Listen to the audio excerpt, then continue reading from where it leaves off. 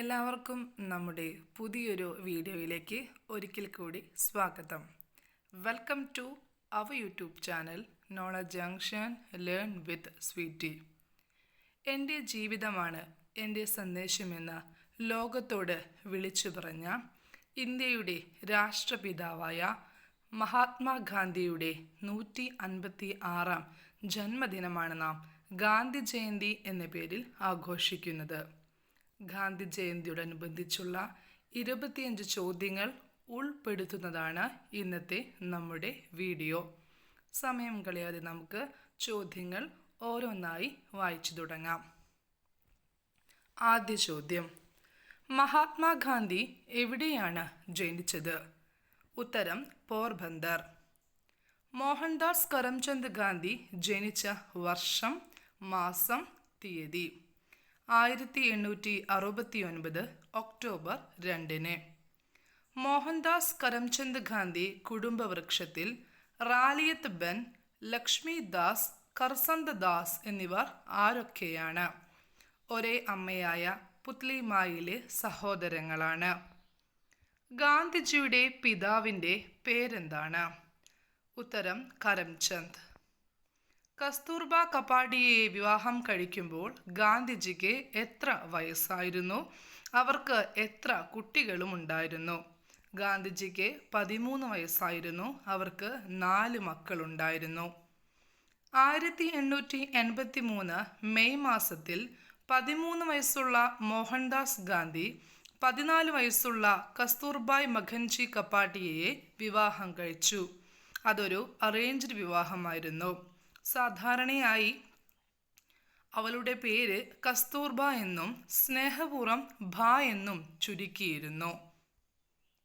ആറാമത്തെ ചോദ്യം: ബാരിസ്റ്ററാകാൻ ഗാന്ധിജി ലണ്ടനിലെത്തുമ്പോൾ അദ്ദേഹത്തിന് ഏകദേശം എത്ര വയസ്സായിരുന്നു? 19 വയസ്സായിരുന്നു.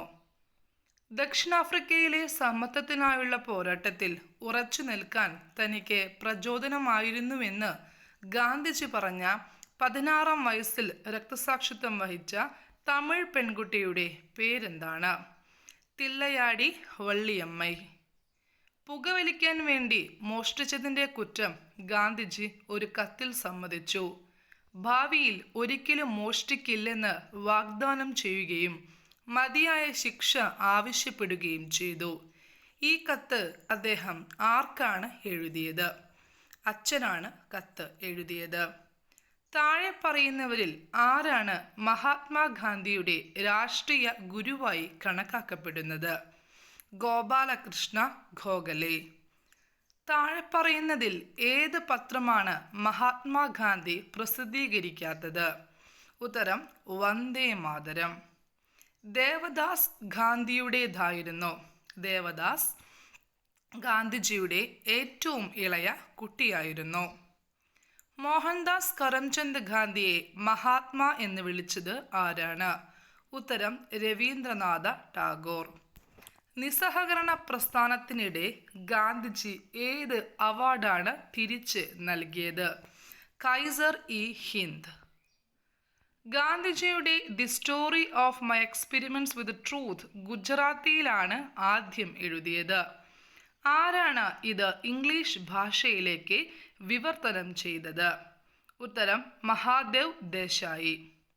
ദക്ഷിണാഫ്രിക്കയിലെ നിരവധി പ്രചാരങ്ങൾക്കും പ്രവർത്തനങ്ങൾക്കും അറസ്റ്റുകൾക്കും ശേഷം 1915 ജനുവരി 9 ഗാന്ധിജി എന്നേക്കുമായി ഇന്ത്യയിലേക്ക് മടങ്ങിയെത്തി.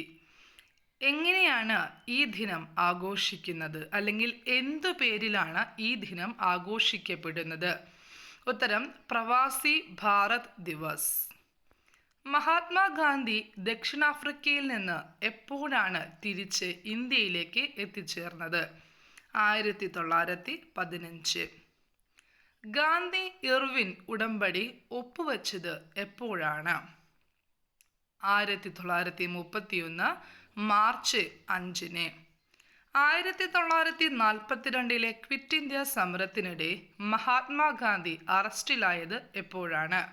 1942 ഓഗസ്റ്റ് 9. 1919 അവസാനത്തോടുകൂടി ഗാന്ധിജി 2 പ്രസിദ്ധീകരണങ്ങളുടെ പത്രാധിപത്യം ഏറ്റെടുത്തു. ആ 2 പത്രപ്രസിദ്ധീകരണങ്ങൾ ഏതൊക്കെയാണ്? നവജീവനും യങ് ഇന്ത്യയും. താഴെ പറയുന്നവയിൽ ഏത് സ്ഥലത്താണ് മഹാത്മാഗാന്ധി ഇന്ത്യയിൽ ആദ്യമായി സത്യാഗ്രഹം ആരംഭിച്ചത്? ഉത്തരം ചമ്പാരൻ. ഗാന്ധിജിയുടെ പ്രിയപ്പെട്ട ഭജൻ വൈഷ്ണവ ജനതോ തേനെ കഹിയെ എഴുതിയത് ആരാണ്? നാസി മേത്ത. ഗാന്ധിജിയെ ആദ്യമായി രാഷ്ട്രപിതാവ് അല്ലെങ്കിൽ രാഷ്ട്രീയ പിതാവ് എന്ന് വിശേഷിപ്പിച്ചത് ആരാണ്? സുഭാഷ് ചന്ദ്രബോസ്. മഹാത്മാഗാന്ധിയുടെ ജന്മദിനമായ ഒക്ടോബർ 2 അന്താരാഷ്ട്ര തലത്തിൽ ഏത് പേരിലാണ് ആചരിക്കുന്നത്? അഹിംസാ ദിനമായാണ് ആചരിക്കുന്നത്. ഇന്ത്യൻ നാഷണൽ കോൺഗ്രസിൻ്റെ താഴെ പറയുന്നവയിൽ ഏത് സമ്മേളനത്തിലാണ് ഗാന്ധിജി പ്രസിഡന്റായി അധ്യക്ഷത വഹിച്ചത്? ഉത്തരം ബെൽഗാം. 1924 ബെൽഗാമിൽ നടന്ന സമ്മേളനത്തിലാണ് ഇന്ത്യൻ നാഷണൽ കോൺഗ്രസിൻ്റെ പ്രസിഡന്റായി അധ്യക്ഷത വഹിച്ചത്. ഗാന്ധിജിയോടൊപ്പം ഉപ്പ് സത്യാഗ്രഹ പ്രസ്ഥാനത്തിന് നേതൃത്വം നൽകിയത് ആരാണ്? ഉത്തരം സരോജിനി നായിഡു.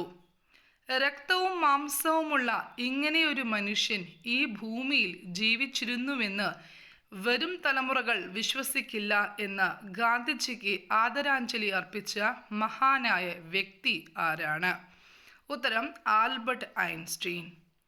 ഗാന്ധിജിക്കെതിരെ 1930 ദണ്ഡി മാർച്ച് സംഘടിപ്പിച്ചത്? ഉപ്പിന് നികുതി ചുമത്തൽ. താഴെ പറയുന്നവയിൽ ഏത് പ്രസ്ഥാനമാണ് ഗാന്ധിജി ആരംഭിക്കാത്തത്? ഉത്തരം സ്വദേശി പ്രസ്ഥാനം. നമ്മുടെ വീഡിയോ ഏവർക്കും ഉപകാരപ്രദമാകുമെന്ന് വിശ്വസിക്കുന്നു. ഗാന്ധി ജയന്തി ആശംസകൾ ഒരിക്കൽ കൂടി നേരുന്നു. പുതിയൊരു വീഡിയോയുമായി വരാം. Thank you for watching.